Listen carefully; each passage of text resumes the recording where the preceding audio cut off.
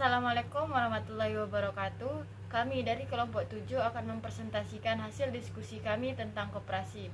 Saya, Alia Azimatul Zahra, sebagai moderator sekaligus pembaca pertama, akan menyampaikan materi yang pertama. A. Pengertian koperasi.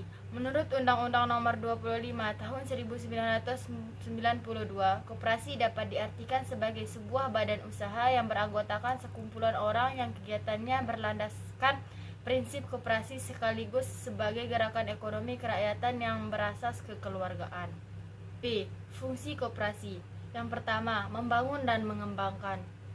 Fungsi pertama dari koperasi yaitu membangun sekaligus mengembangkan potensi dan kemampuan anggotanya secara khusus dan masyarakat secara umum. 2. Meningkatkan sumber daya manusia atau SDM. Fungsi kedua dari koperasi yaitu meningkatkan kualitas sumber daya manusia dan masyarakat secara aktif. Kualitas sumber daya manusia yang semakin meningkat akan memberikan manfaat bagi perekonomian. Memperkuat ketahanan ekonomi kerakyatan. Fungsi ketiga dari koperasi yaitu memperkuat ketahanan ekonomi kerakyatan. Fungsi ini bisa dikatakan sebagai fondasi kekuatan dan ketahanan perekonomian nasional dan menjadikan koperasi sebagai soku gurunya. Yang keempat, mewujudkan dan membangun perekonomian nasional. Fungsi keempat dari koperasi yaitu mewujudkan dan mengembangkan perekonomian nasional dengan menggunakan asas kekeluargaan dan demokrasi ekonomi. Meningkatkan kehidupan ekonomi anggota koperasi dan masyarakat di sekitarnya. Yang kedua, meningkatkan kesejahteraan ekonomi anggota koperasi dan masyarakat di sekitarnya. Yang ketiga, membantu pemerintah untuk meningkatkan kesejahteraan ekonomi rakyat yang adil dan makmur. Yang keempat, menjadi soko guru dalam perekonomian nasional. Yang kelima, membantu produsen dengan memberikan penawaran harga yang lebih relatif tinggi. Yang keenam, konsumen dengan memberikan penawaran harga yang relatif lebih terjangkau. Yang ketujuh, memberikan bantuan peminjaman modal kepada unit usaha-usaha mikro dan kecil. Prinsip-prinsip koperasi. Prinsip-prinsip koperasi sebagai berikut. Yang pertama, keanggotaan tidak dipaksa. Yang kedua, dalam pengelolaannya, koperasi harus bersifat demokratis. Yang ketiga, pembagian hasil usaha diberikan secara adil sesuai dengan porsi kontribusi masing-masing anggota terhadap koperasi. Yang keempat, pemberian balas jasa terhadap pemberian modal sesuai dengan jumlah modal yang diberikan. Yang kelima, mengutamakan kemandirian. Dasar-dasar hukum koperasi.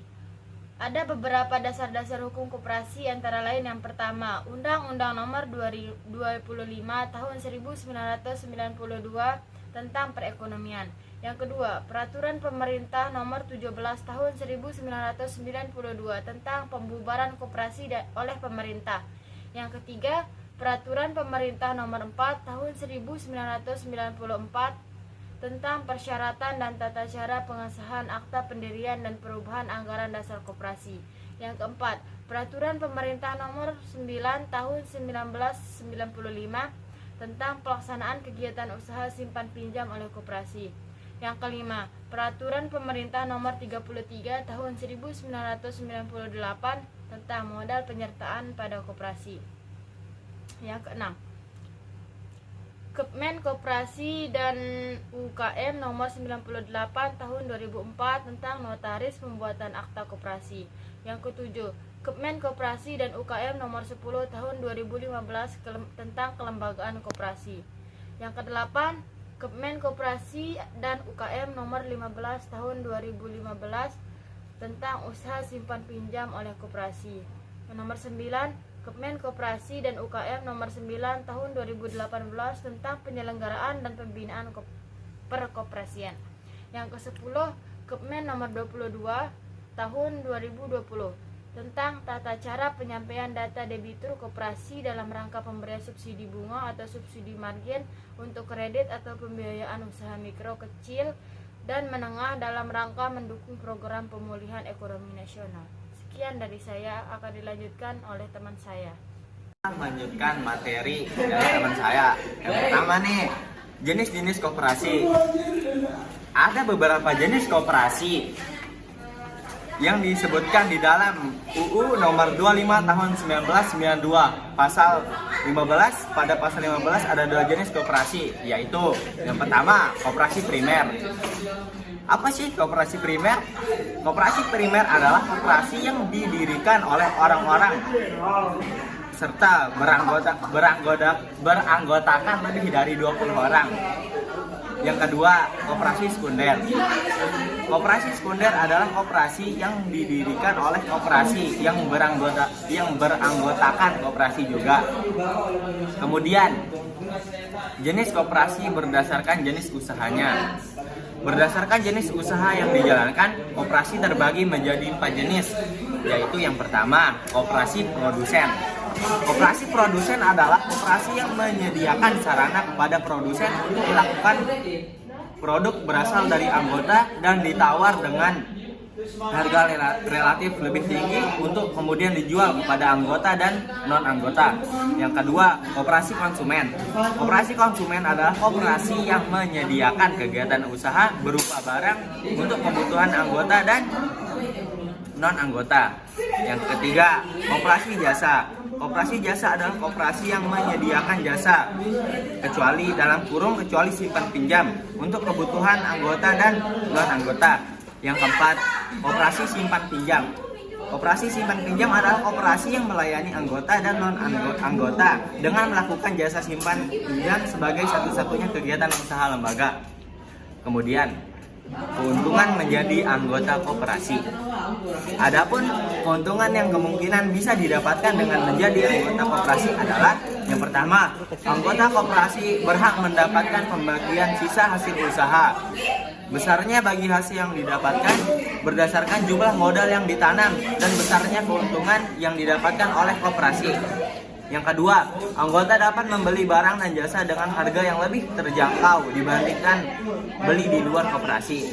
Yang ketiga, bagi anggota dapat meminjam dana kepada koperasi baik secara sistem konvensional berbunga ataupun bagi hasil sistem syariah.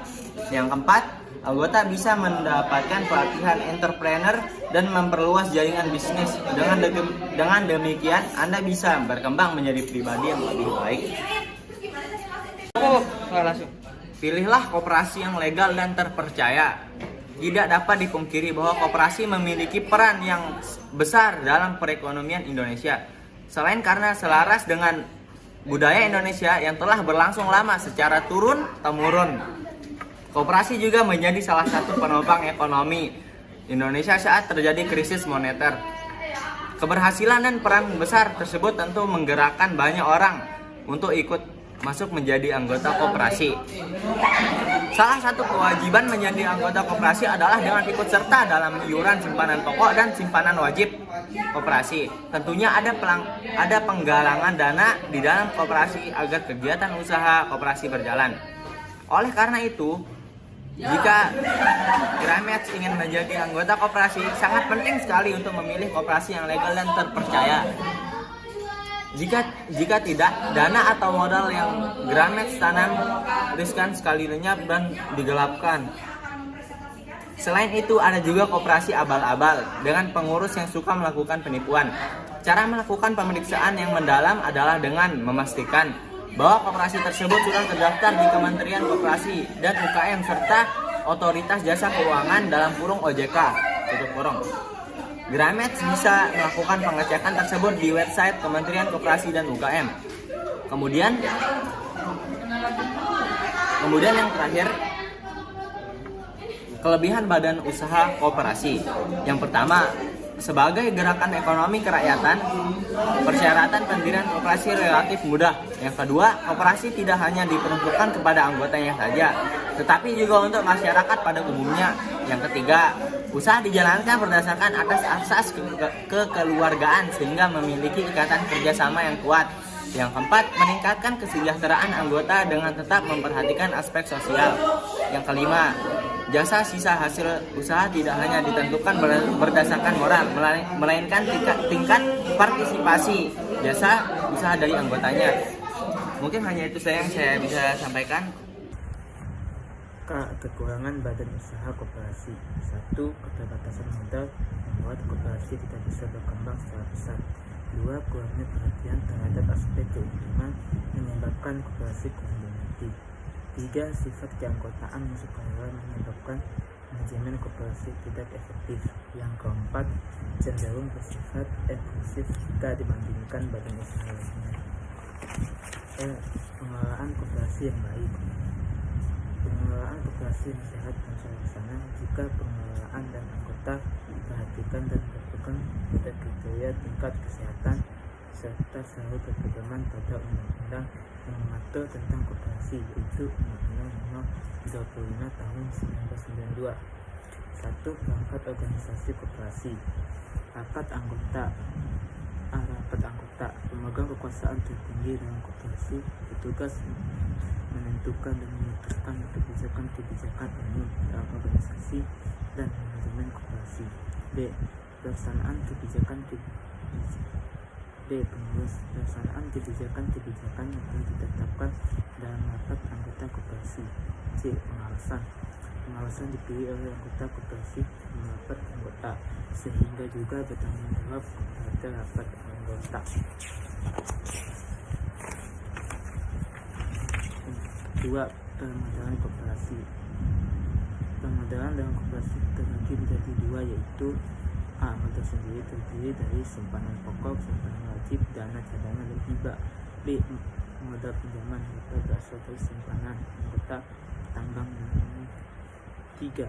Sisa hasil usaha atau SHU adalah pendapatan koperasi yang diperoleh dalam 1 tahun. Buku dikurangi dengan beban pengusutan dan kewajiban lainnya, termasuk pajak dalam tahun buku yang bersangkutan. 4. Prosedur pembelian dan pembubaran koperasi. Pembubaran koperasi dilakukan berdasarkan keputusan pemerintah dan keputusan rapat anggota. Apabila koperasi sudah tidak dapat dipertahankan atau selalu menderita kerugian. N. Pengelolaan koperasi yang gagal.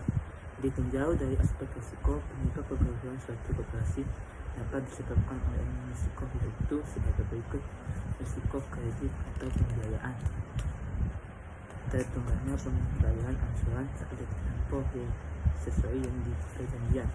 2. Risiko likuiditas adalah ketidakmampuan lembaga dalam memenuhi kewajiban jangka pendek. 3. Risiko operasional adalah terjadinya penyimpangan atau pelanggaran di bidang operasional yang dilakukan oleh manusia baik disengaja ataupun tidak disengaja. 4. Risiko reputasi. Yang pertama yang masuk ke dalam risiko reputasi adalah pelanggaran data. Pelanggaran data adalah kondisi ketika data-data yang berisikan informasi sensitif atau rahasia dapat diakses oleh orang lain. Yang kelima, risiko hukum merupakan hal yang sangat mendasar untuk diketahui karena KSP atau USP adalah usaha yang memiliki peluang high profit tetapi high risk. 6.